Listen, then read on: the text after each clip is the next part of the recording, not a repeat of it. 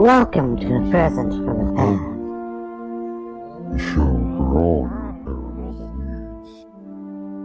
Your host, Weldon Trantham.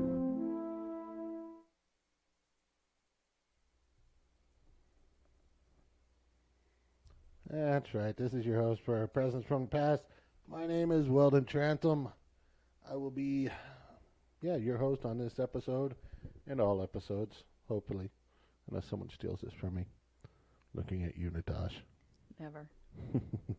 So, introducing today, I do have a new co-host, Miss Ntash. She has been with me in ASAP. I actually joined ASAP after she did, so we worked together in ASAP. She was kind of a mentor there. Great woman. Looking forward to doing more of these with her and doing more shows with her and everything. So here's Mama Tosh for you guys. Hello, how are you? All right. So how did you get into paranormal stuff? Well, I think like most people, I've had experiences in the past, and so I was very curious, and I've always been curious.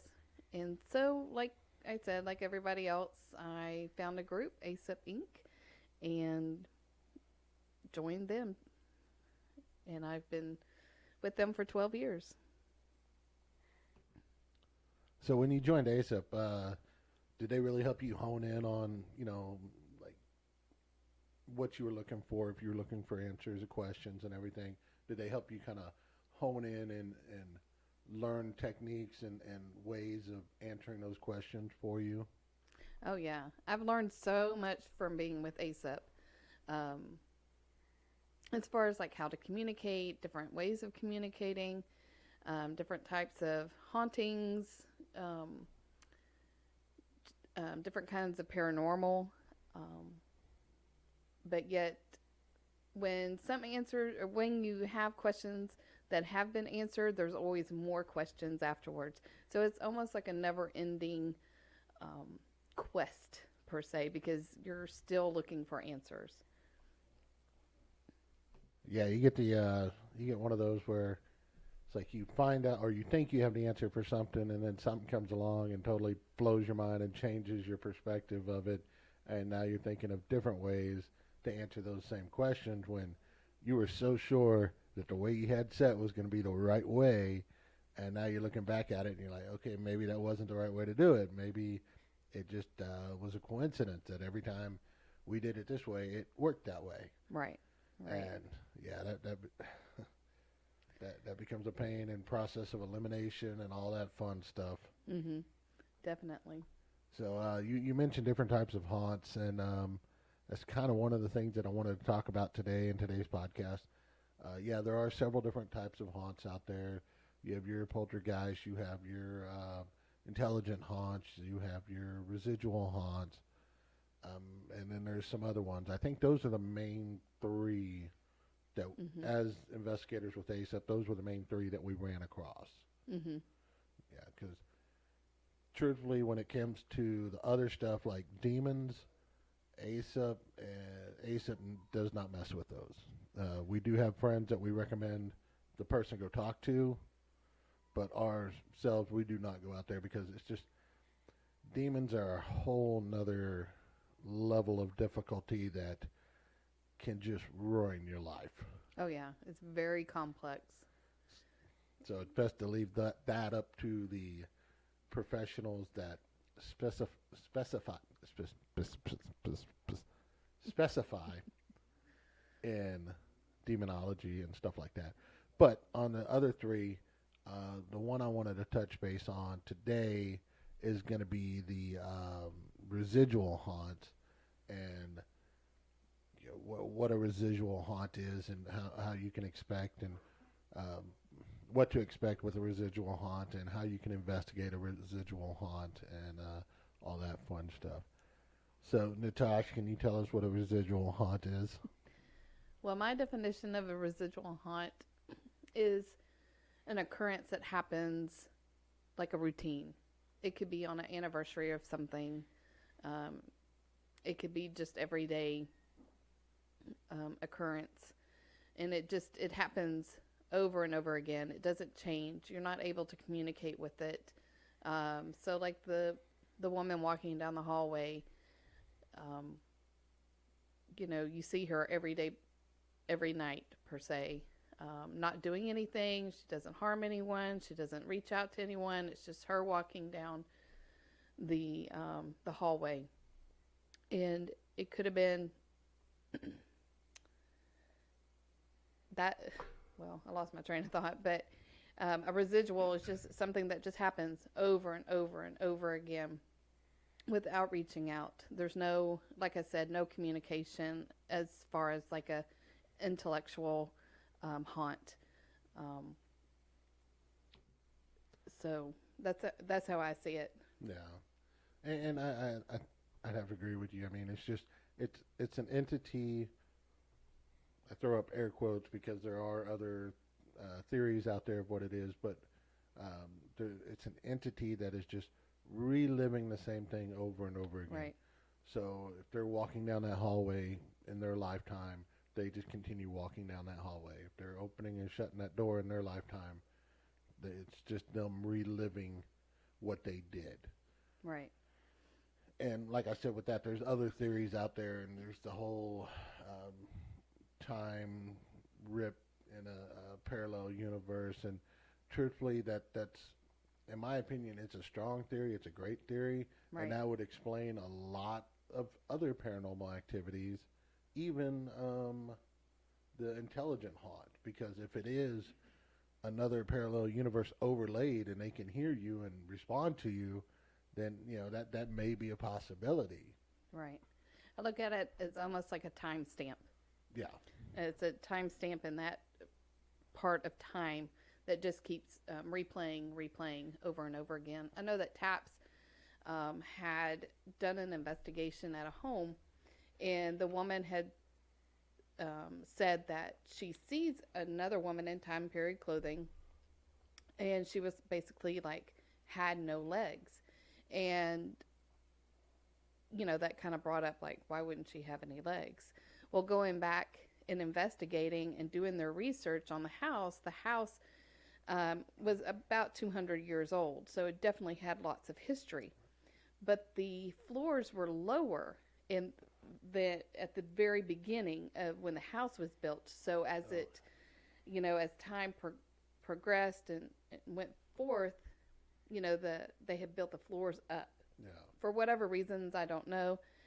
And so this person, yes, it looked like she had no legs, but in reality, in her timestamp, her floors were lower. Yeah. So therefore, that's why her legs looked like she had none. So that makes sense. It's crazy. And you always hear about the ones where, this entity just turned and walked through that wall. Well, maybe at one point there was a doorway or an opening at that wall. Exactly. So it's the same concept. Mm-hmm. Yeah. You've heard that concept, if walls could talk. To me, that is definitely a true statement, if walls could talk. And I think some of them do. Yeah. And I don't know if I want to hear walls talk. That would be pretty scary. That'd be kind of messed up. Well, yeah. But, you know what I'm saying. Yeah. No, yeah. I got you. It's definitely, interesting to know and to investigate. And those, I think, are sometimes a little bit harder to investigate because you're like, are they just not wanting to communicate, or is they're not, they don't want to, or they can't, or is it just a timestamp? Right. And I mean, that kind of goes into my next question is, how would you investigate a residual haunt? Well, video. I account, for as a team going in there and we both see the same thing. You have that, writing it down and saying, okay, at 12:01, I see or hear this every night, and it's a everyday occurrence thing, and just recording it as far as like writing it down, pen and pencil, Yeah, and the only or thing I pen could, and paper. Sorry. right, yeah, and the only thing I could say to that I would add to that is, um, also if you had some sort of device that measures the pressure, the air pressure, record what type of weather you're having. If you have thunderstorms, if it's clear, if it's cloudy, whatever. Right. You want to make sure you're recording that. So because all of this may play into the fact as to why it's repeating itself on that certain time or that certain day, and all that stuff. So you want to make sure you have all that stuff listed. And if things happen to if it happens again and all those things are the same, then you can start looking at it and say, okay, 12:30, 1, 2, and there's the footsteps, and that would be awesome Right. to be able to record it to that, down to that key, so you know when it's going to happen and everything. And yeah, I think video recording, audio recording, definitely time stamped, so you know what time it happens at. And there's so many factors that go into what could cause it. And so you just have to try and record as much information as you can. Right. Pressure, electromagnetic fields, time, temperature, everything. Right. Yeah. It gets crazy. And just keep documenting it every time. And of course, some of it doesn't have to be every day. Some of it just may occur on one specific day at one specific time, and that's it. And to me, that is a residual. Yeah. What about let's see if I can make Ntash laugh with this one. What about someone saying, hey, they hear a clock go off in their wall at the same time? I knew you were going to bring that one up.